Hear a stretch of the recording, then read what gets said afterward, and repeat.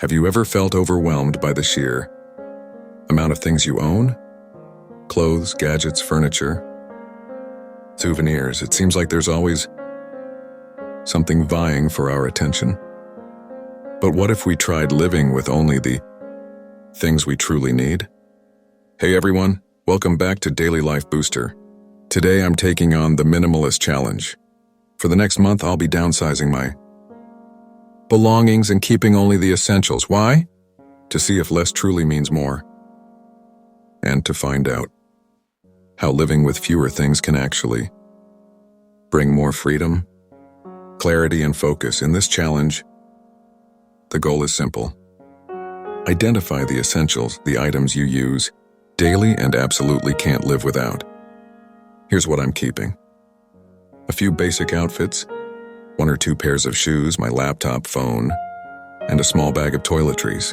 Everything else goes into storage for the next month. Can I do it? Let's find out.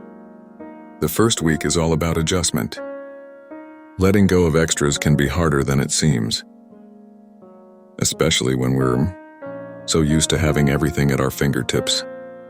I'll be honest, I didn't realize how many things I rely on daily until they were gone. But I'm starting to see the benefits. There's less clutter, and it's actually easier to focus without all the distractions. As the weeks go by, something starts to shift. I'm finding that I'm more productive, and I have so much more time to focus on things that really matter, like connecting with friends, working on my goals, and just enjoying life. Less stuff, more life. At the end of the month, the question is, will I go back to my old lifestyle? This challenge was an eye-opener.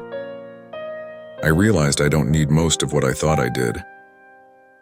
Moving forward, I'll definitely keep many of these minimalist habits. It's amazing how less really can mean more. Are you ready to take on the Minimalist Challenge?